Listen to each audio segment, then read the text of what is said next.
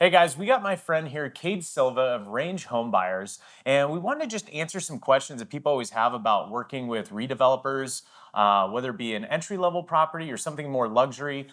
Cade actually specializes more in the luxury space, so I want to ask Cade a few questions, kind of understand his business and better help the community who maybe somebody you're thinking about possibly selling your home to a developer or a we call them flippers, but Cade's kind of like a total level above that. We're in one of his projects right now, which is completely high end, finished with all custom products, and something you're just not seeing in the market. Cade, thanks so much for being here, and I just want to learn a little bit about how you got into this. What's your passion about kind of working with these higher end homes versus kind of like the average flipper who's out there kind of looking at your bargain basement type deals. Absolutely. I mean, across all my properties, whether they're high end or more entry level, I always try to put quality materials in that I'd expect if I was buying a property. Mhm. You see a lot of people going and cutting corners from the flooring to the cabinets to the countertop. So I try to really bring in just high quality material that people notice right when they walk in. So that when they walk into my property, they're like, wow, this stands out. This is different.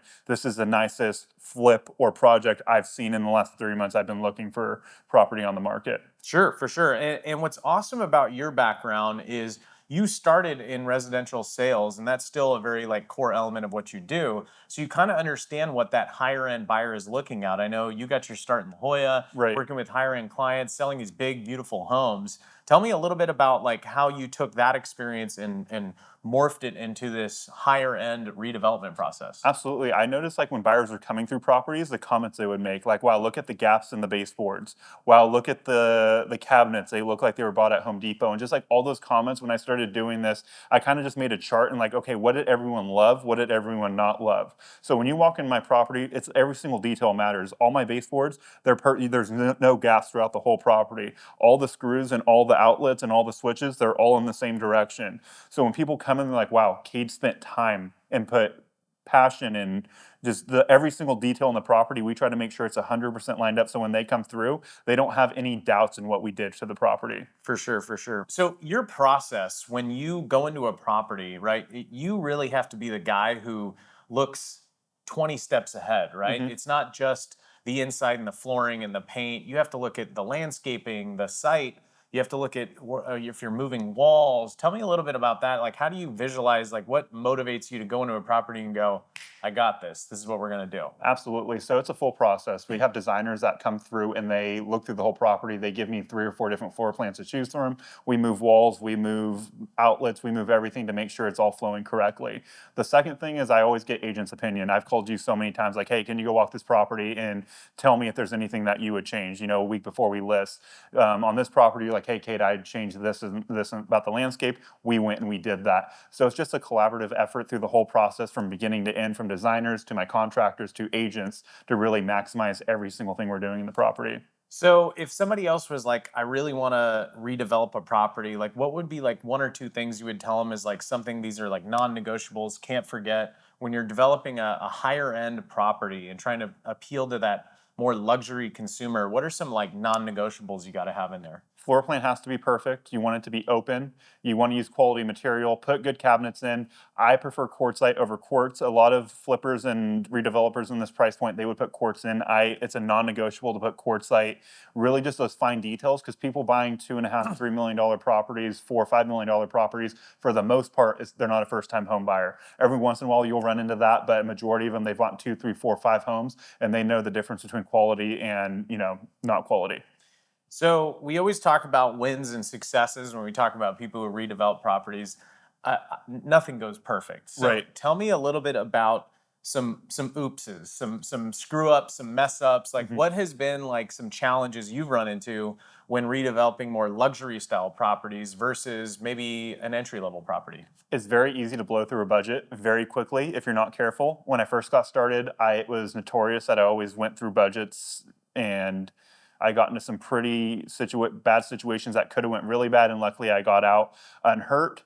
The more experience I got now, we're within usually 5% of our budget, and then just not like I keep talking about high quality material, not putting in high quality material in your properties. People notice the difference right away. So materials, obviously, this home that you put together is top notch. It's a 10 Right. out of 10. It's a home run. Aside from materials, what features, like what are people looking for in that home? I noticed a lot of the homes you've been doing have these really beautiful window systems that, Correct. the average flip you just don't see. Right. I see you do a lot of stuff with custom cabinetry. What are like some of the elements or features that really take a home from just a fixer upper Mhm. to, something that's really a lifestyle change for somebody? Absolutely. I'm huge on bifold doors. Every opportunity I can put a pair of bifold doors in, I always will. They're usually 8 to 12 feet. It really brings in the indoor outdoor living.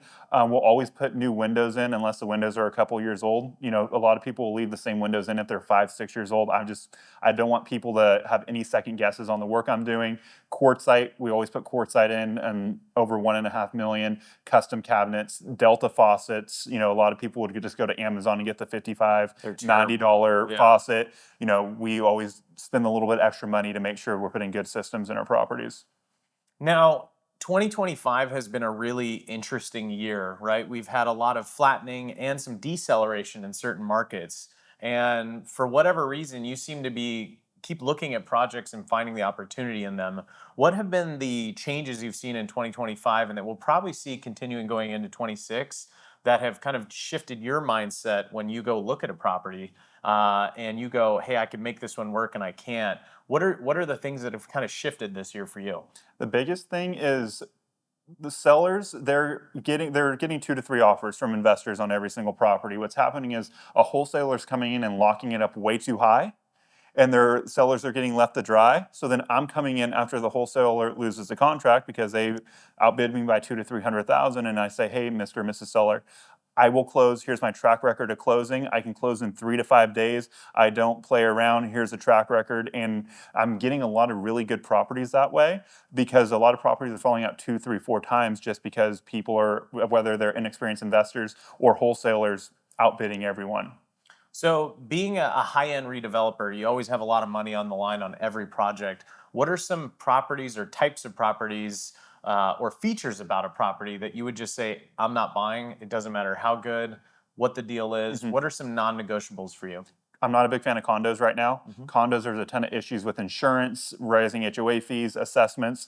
I will buy them, but I have to buy them even lower than what I'm buying single family homes at in terms of percentages, and just really bad floor plans. Sometimes there's nothing you can do. And people will go like, oh, I can change this, this, and this. And then once you get into it, it's too big of a mess. So if it's way too chopped up, won't do it. If we're talking about a wall or two and we can make it work, all game. I don't want to do anything that's going to take 6 to 12 months. I'm really trying to be done with the renovation between 2.5 to 4 months. Cool. Yeah, So, a lot of folks that we deal with, they might have a property that's just not really in good shape and they're thinking about selling to a redeveloper.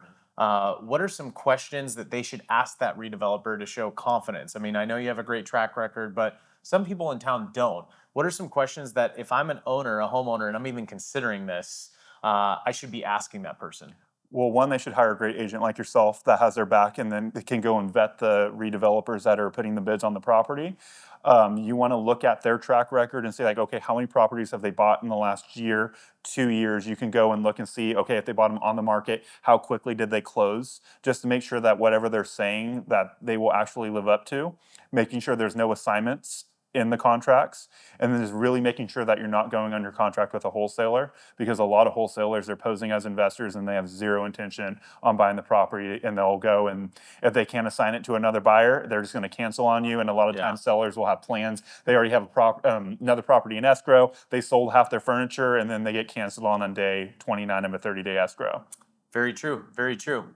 What specific questions, if you were selling your home to a redeveloper, would you be asking someone like who's a wholesaler or yourself to make sure they're legit? Absolutely. One, you can go look at their past purchases and you can see, okay, are they purchasing them and then selling them 4 or 5 months later once they're done with the transaction?